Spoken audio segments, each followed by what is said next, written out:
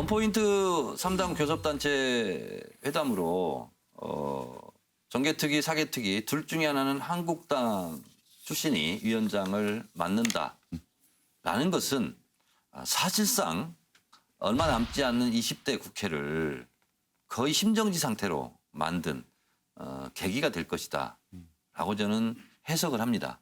왜 그러냐면 민주당이 정개특위를 안 맡고 사개특위를 맡는 순간 선거법 개정은 그러면 안 하려고 하는 거냐 이렇게 의심할 수밖에 없어요. 그러면 야당 공조가 깨집니다. 그러면 사개특위의 공수처법도 검경 수사권 조정안도 안 되게 돼 있어요. 그러니까 어쩔 수 없이 울며 겨자 먹기든 뭐든 간에 정개특위를 맡을 수가 밖에 없어요. 민주당이.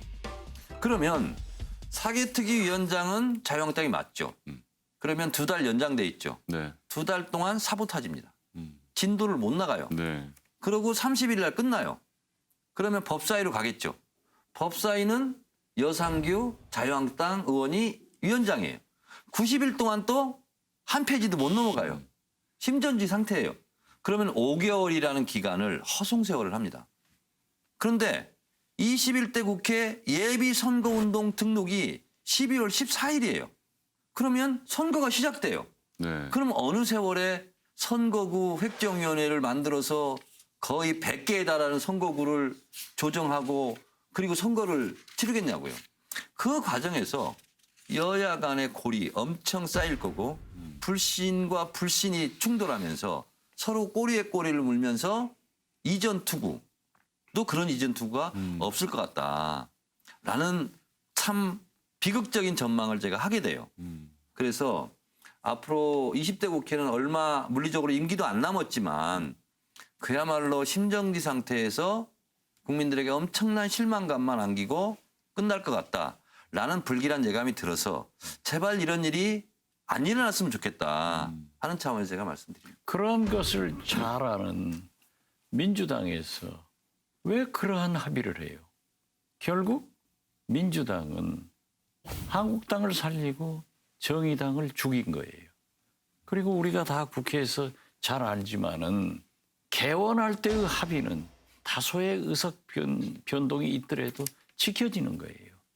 이번 정개특위, 사개특위가 연장된 거란 말이에요. 그러면 이 원장도 이 원도 다 그대로 승계돼야 돼요. 그런데 왜 심상정 정개특위 위원장을 버려버리니까 여기서 문제가 되는 거예요. 또 그렇게 잘 알면서 집권 여당이 아직도 정개특위를 가질까, 사개특위를 가질까, 사랑을 따를까, 스승을 따를까. 이게 말이 되냐고. 그래서 나는 모든 전적인 책임은 민주당이 잘못해가지고 여기까지 왔다. 그렇게 생각해요. 잘했어요? 아니 제가 지금 원내에 없는 것이 참 원망스럽습니다. 제가 있었으면 어땠을까? 근데 이 양특위 문제는 저는 민주당이 과연 연동형 비례대표제를 이제 내용으로 하는 선거법 개정에 진정성이 있느냐에 달려 있다고 보는데요. 사실 민주당이 기득권을 많이 잃는 거잖아요. 의원들도 저희는 진정성 그 자체죠. 진정성 담당이죠 저희가. 그래서 진정성 없어요. 그렇기 때문에 처음에 반대했던 거예요. 그러니까요. 진정성이 있다면 국회 굴러가야겠지만 진정성이 없다는 게 드러나면 국회가 굴러가기 힘들 거라고 보는데요. 진정성이 자유한국당에는 있을까요? 지금 일단 민주당 얘기를 하고 있는. 아니 저희는 있어요. 자유한국당도 없어요. 양당은 민주평화당만 있습니까? 그러니까 저는요. 민주평화당이 연동형 비례대표 된다고 해서 우리가 이익될 게 뭐냐? 저는 별로 없다고 생각해요. 그렇지만은 우리는 양당제의 폐해를 다당제로 해서 협치의 시대를 열자 하는 그런 당이론적인 때문에 얘기를 하는 거고 실제로 패스트트랙이 된다고 하면은 제1수의 정당은 친박신당, 제2 정의당이다. 저는 그렇게 봅니다.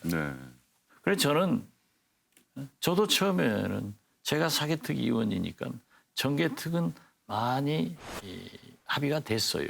그렇지만 사개특은 검경 간에 검찰개혁 공수처 이런 문제가 안 됐기 때문에 차라리 민주당이 법과 제도에 의한 개혁을 한두 가지라도 하려면은 정계특은 한국당에 양보하고 사개특 위원장을 맡았으면 좋겠다라고 했는데 이제 정계특의 중요성이 더 강조된다고 하면은 저는 민주당이 맡아가지고 심상정 의원을 다시 양보해 주는 복귀. 것이 정석이다. 그게 가능한가요, 근데? 생각합니다. 이렇게? 민주당이 할수 있는 맡아가지고? 거죠. 아니 양당 간의 합의는 둘 중에 하나를 제1당인 민주당이 선택하고 나머지는 제2당인 한국당이 하게 돼 있으니까 그렇게 하면 되는 거예요. 그 교체 통보를 받은 심상정 의원은 아직 사임하지 않았죠. 국회법상 위원장이 스스로 물러나지 않는 이상 강제로 사퇴시킬 수 없는 만큼 심 의원은 민주당 태도를 보고 결정하겠다는 입장입니다. 존경하는 국민 여러분, 저는 오늘 통보를 받았습니다. 쉬운 말로 해고 통보를 받았습니다. 근데 심상정 대표가 그런 얘기 나는 해고당했다. 네, 그렇죠. 네. 오늘 또 그 TV 토론에 나와서 네. 정의당 대표 토론에 나와서 나는 해고라고 하더라고요. 네. 그런 거 보면은 자기는 물러났다고 생각하는 것 같아요. 그렇게 또 심상정 해고 당했다고 하지만 해고 무효 투쟁도 할 수 있잖아요. 사퇴를 안 하면 경선을 못 하죠. 그러니까 심상정 정계특위 위원장도 사퇴를 안 하면은 못 하는 거예요. 네. 근데 이제 사퇴를 안 하고 계속 버티면 이게 본회의에서 무기명 투표거든요. 네네. 상임위원장. 네네. 본인이 그냥 안 나는 사퇴 못해. 그리고 버티면 방법도 없어요. 사실. 아, 아니 그런데 심상정 대표가 굉장히 합리적인 분입니다. 우리 정청래 의원처럼 어거지를 쓸 것 같은데 그런 분이 아니에요. 저기 어거지는 아주 알아주는 어거지고. 어지간히 하세요.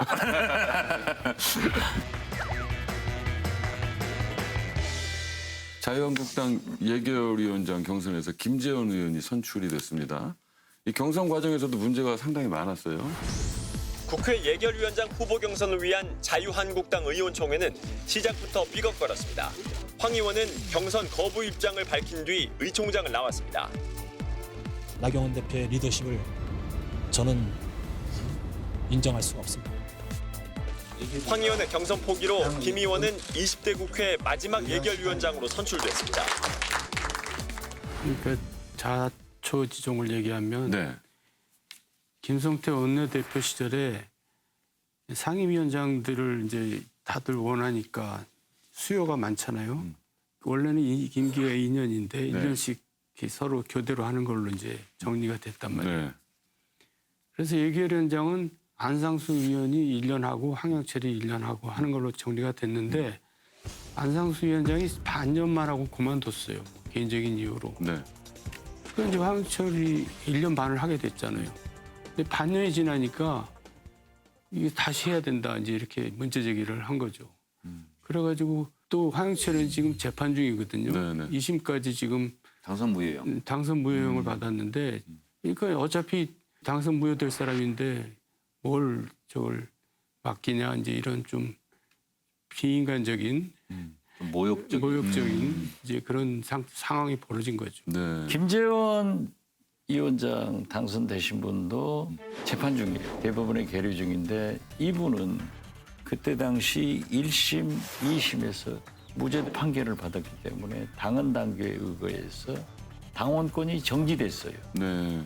그렇기 때문에 상임위원장 3선이니까 할 수 있는 자격이 있었는데 박탈당했단 말이에요. 네. 그런데 이제 자기는 1심, 2심에서 무죄되고 대법원 판결만 남았고 황영철 의원은 1심, 2심에서 유죄 판결을 받아서 대법원 판결만 남았는데 이제 1심, 2심에서 김재원 의원이 무죄 판결을 받으니까 당원권이 회복된 거예요.